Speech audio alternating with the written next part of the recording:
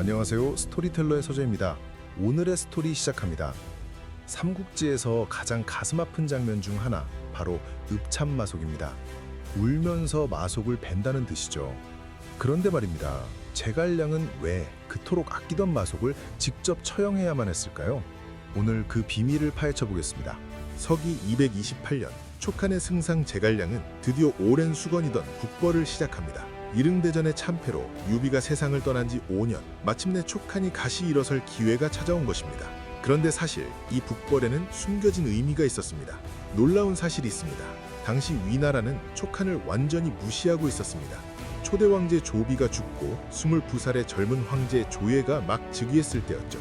위나라의 모든 관심은 오나라에 쏠려 있었고 서쪽 방비는 허술하기 짝이 없었습니다. 제갈량은 바로 이 틈을 노린 것입니다. 제갈량의 전략은 치밀했습니다. 5호대 장군 조운에게 별동대를 맡겨 위나라 총수 조진의 본진을 유인하게 하고 자신은 본대를 이끌고 기산으로 향했습니다. 결과는 놀라웠습니다. 남한, 천수, 안정, 세 개의 군이 마치 기다렸다는 듯이 촉한에 호응하여 반기를 들었습니다. 하지만 진실은 달랐습니다.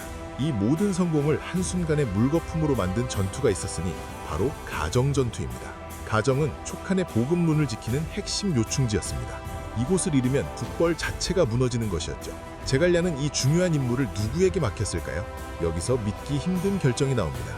당시 모든 장수들이 노련한 위연이나 오의를 선봉으로 세워야 한다고 주장했습니다.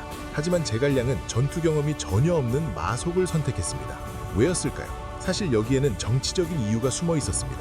마속은 단순한 부하가 아니었습니다.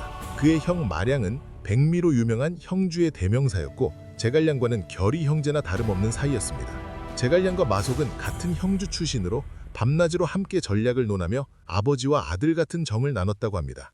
마속의 성공은 곧 형주파의 성공이었던 겁니다. 그런데 놀라운 사실이 있습니다. 유비는 임종 직전에 제갈량에게 이렇게 경고했습니다. 마속은 실속에 비해 말을 과장한다. 절대로 중용하지 말라고요. 하지만 제갈량은 이 유언을 무시했습니다. 마속의 재능을 그만큼 높이 샀던 것일까요? 아니면 형주파에 대한 의리였을까요? 마속은 가정에 도착하자마자 제갈량의 지시를 어겼습니다. 제갈량은 협곡 입구에 진을 치고 시간을 끌라고 명령했습니다. 가정에는 성이 있었고 근처에 하천과 우물도 있어서 방어에 최적이었거든요.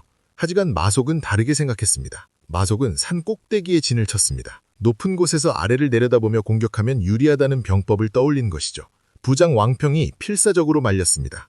물길이 끊기면 우리는 전멸한다고요. 하지만 마속은 듣지 않았습니다. 자신만만하게 이렇게 말했다고 전해집니다. 병법에 이르길 높은 곳을 점하면 반드시 이긴다고 했다.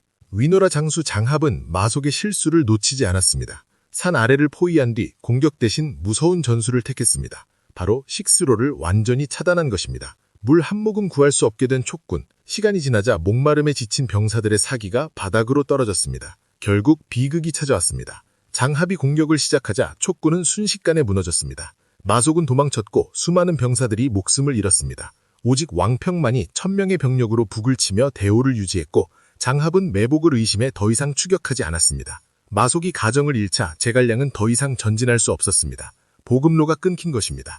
호응했던 세 개의 군도 다시 위나라에 투항했고 조운의 별동대도 후퇴해야 했습니다. 1차 북벌은 이렇게 허무하게 끝났습니다. 사실 이 북벌이 장안을 점령할 수 있는 유일한 기회였다는 점에서 그 상실감은 이루 말할 수 없었습니다. 제갈량은 마속을 군법에 회부했습니다. 많은 장수와 참모들이 마속의 처형을 반대했습니다. 촉한은 인재가 부족한 나라였고 마속은 분명 재능 있는 인물이었으니까요.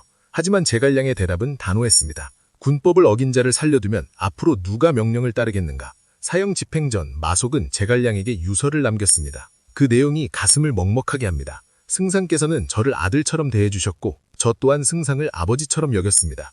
제가 죽더라도 부디 제 자식들을 돌봐주십시오. 39의 나이에 마속은 그렇게 생을 마감했습니다. 제갈량은 처형장에서 눈물을 흘렸습니다. 그런데 여기서 반전이 있습니다. 삼국지 연의의 해석에 따르면 제갈량이 운 것은 단순히 마속이 불쌍해서가 아니었습니다. 선왕 유비의 말을 따르지 않은 자신의 어리석음, 북벌 실패의 좌절감, 그리고 촉한의 미래에 대한 절망, 이 모든 것이 한꺼번에 밀려왔던 것입니다. 제갈량은 마속을 처형한 뒤 친히 제사를 지내고 그의 자식들을 거두어 길렀습니다. 약속을 지킨 것이죠. 하지만 역사가 습착지는 신랄하게 비판했습니다. 총나라는 인재가 부족한데 법을 위한답시고 준결을 죽였다. 마속을 과대평가했다면 유비의 경고를 어긴 것이고 그렇지 않았다면 유익한 인재를 죽인 꼴이다. 제갈량을 지혜롭다고 말하기 힘들다고요.